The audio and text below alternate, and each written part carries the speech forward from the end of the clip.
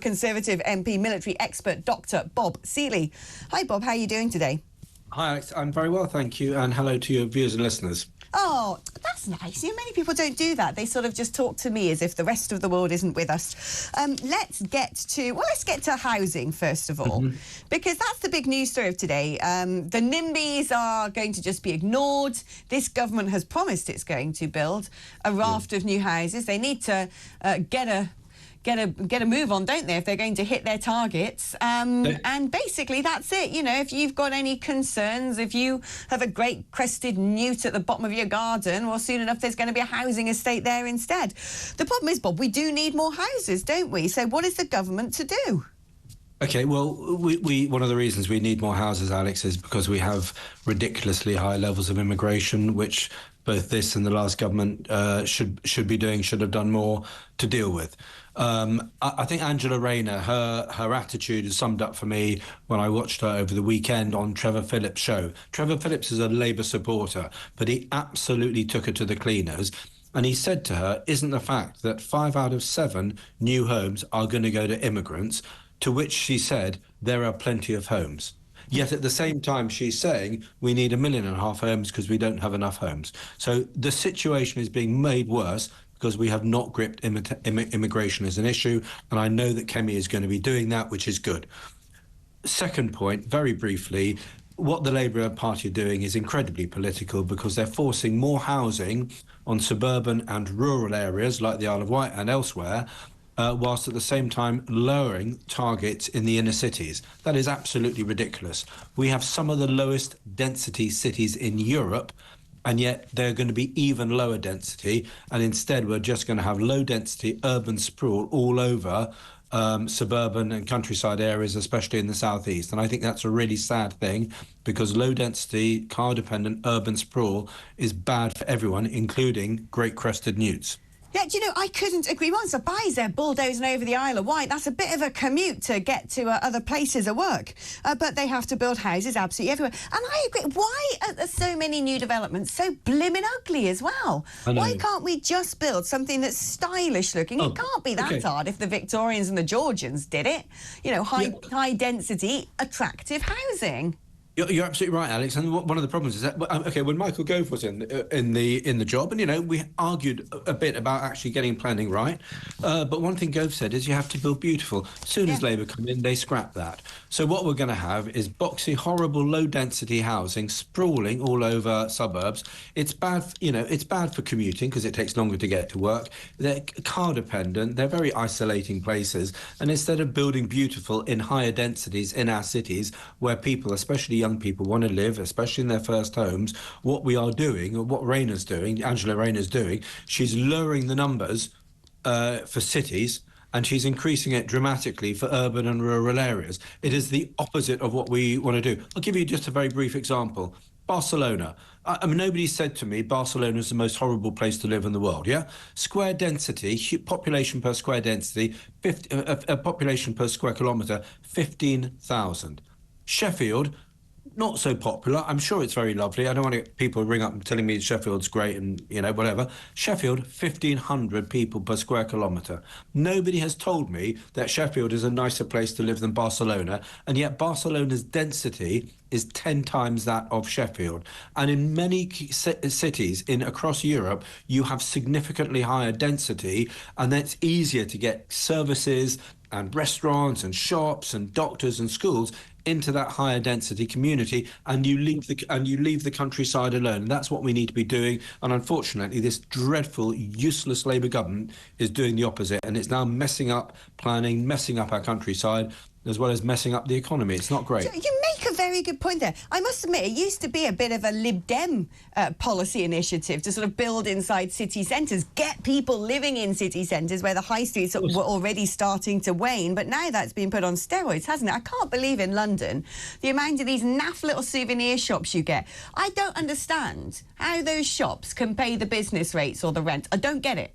They don't sell anything. There's never anyone in there. They're always owned by people who can barely speak English. They're American candy stores as well. Yeah, they're very dodgy. They're on fronts for money laundering. And all these new barber shops, which are empty, and they're everywhere, even on the island. I mean, look, I'm sure the island ones are fine. I haven't got any evidence, but I mean, there are people who are really concerned that all these barber shops springing up, they're all money laundering fronts, I'm afraid, and it is really questionable some of the stuff that's doing. Meanwhile, I mean, look, when it comes to housing, all the shops, all the spaces above shops, we should be doing much more with. Again, we're not.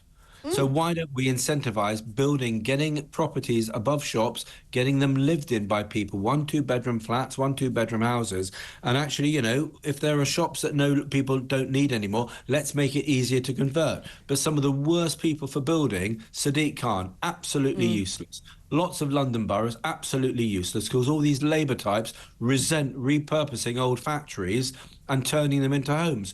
Why not? Well, haven't they just appointed a new sort of corruption czar in the form of Margaret Hodge in the Labour government? Perhaps the first thing she should look at is some of the corruption that seems to happen at local authority level when it comes to giving permission to yet another dodgy souvenir shop, or yet another dodgy candy store, or yet another Turkish barber when you've got 19 in somewhere like Devizes. I mean, vape stores, that's another one. Everything's a blimmin' vape store.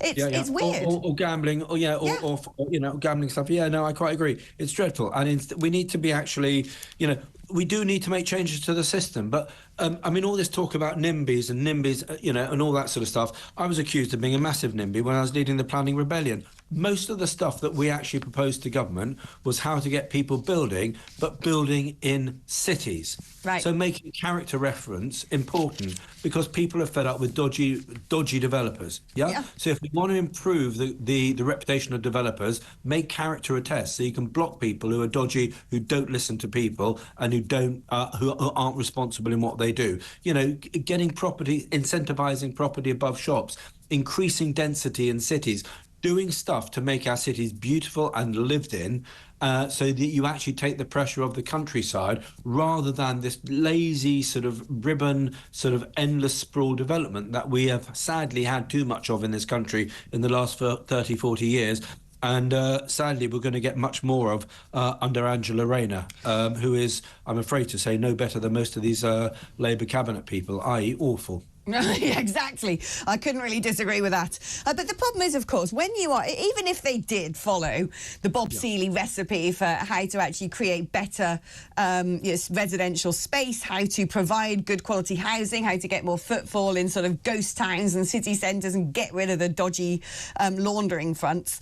The problem is, if that worked, you need good infrastructure. You need the doctor's surgeries. And living in London these days is just a blimmin' nightmare. You can't get a taxi for love nor money if there's any precipitation, because we're so sort of overridden.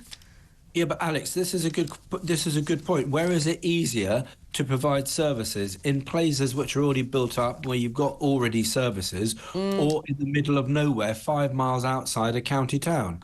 You're much better off regenerating inner cities where you've already got a school. Maybe it needs to be expanded if there's more kids. You've already got shops. And actually, if you get more footfall in there, you can regenerate those urban areas. And there's been, when people are thoughtful and intelligent about planning, there are so many examples the world over that you attract people back to live in city centres, in town centres, because there are the resources on the doorstep, because they can walk the kids to school, because they can walk to the high street and grab a coffee, or, jump in the car and there's a bit of parking, you get a bit of an hour or half an hour free parking, so you don't always go off to some supermarket on the outskirts of town. When you think about it, a really good example of sort of, high-rise, high-density, desirable accommodation, you would think about somewhere like the UAE. They stick up a really beautiful residential block in a matter of minutes, and people are desperate to go and live there, and they seem to run like clockwork by and large. And yet, in the same time as half of Dubai's been built, we haven't even been able to do high-speed railway. Utterly madness. It's worth pointing out, as I did in the first hour, that a lot of the red tape when it comes to development tends to be EU stuff as well. But talking about infrastructure, get this. I mean, train operators having a battle to convince drivers to work overtime shifts on their day off and provide trains around Christmas time, the time that people actually want to hop on the rail network and go and see, you know, Auntie Flo or whatever, because they're now being paid so much. They've had such a great pay increase. They're like, oh, I don't really need to do the overtime anymore. I was reading this story actually just before I came out. I don't know where to start with it. It's just painful, isn't it?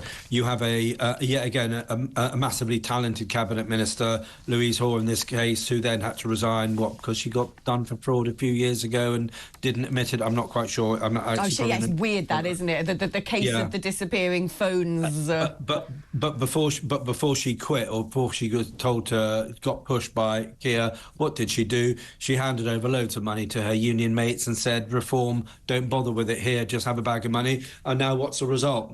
They're so well off they can't be bothered to do overtime. I just think, somebody's got to grip the unions, and whether that's new legislation to outlaw strikes on the railways, I don't know, or whether it's just forcing the rail companies, who are going to be all nationalised soon, to ensure they've trained up more drivers, so it is difficult to do overtime, or more difficult to do overtime. I don't know, but I'm fed up with such a small number of people holding us all to ransom. It is not in the interest of it's bad for our economy, and frankly it's bad for our democracy, that you have unions who relentlessly attack the last government, effectively being paid off in massive pay increases by a Labour government. If there were sort of so-called conservative unions, or the police or the army, who made the last government, if it was the last Labour government, made it as difficult possible for them, and we came in and handed them over bucket loads of cash, people would talk about absolute institutionalised corruption, and they'd be right to do so. And yet it seems to be absolutely normal for the Labour Party to pay off their mates for trying to make the country ungovernable under the last Conservative government. If that is not massive institutionalised corruption, I do not know what is. Hey, now on the subject of institutionalised corruption, that gives me a perfect segue, and this is a perfect Seeley story, may I just say. Sir Keir Starmer was committed to giving an additional £13 million to the UN's Palestinian Aid Agency. Now, this is UNRWA, and for those who aren't familiar with the UN Relief and Works Agency, who've largely been serving in Gaza, they sound nice, they sound like they're doing a good job, they sound like they're probably the sort of people who we need to give cash money to, but they are riddled with terrorists. Their links to Hamas have been exposed time and again, and yet, and at one point there, with America stopped giving money to UNRWA, we stopped giving money to UNRWA, but Starmer's decided, perhaps it's time to start paying them again. What's going on here? Well, I mean, look, I think because of the where the Labour Party is on Gaza, that Israel can't do anything right. The Palestinians were all victims. Effectively, Hamas are all victims.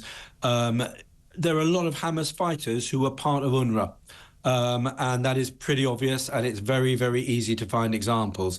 And I think what the Labour government is doing is really questionable on this score. And if I were them, I would probably be giving UNRWA a wide berth, because I think the amount of Hamas infiltration of that organisation, I think, has been pretty contemptible.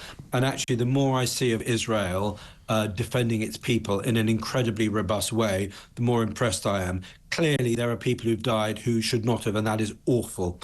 But that is largely because Hamas have relentlessly used their own population and have hidden amongst their own population, and have actively used their own population and their deaths for political advantage.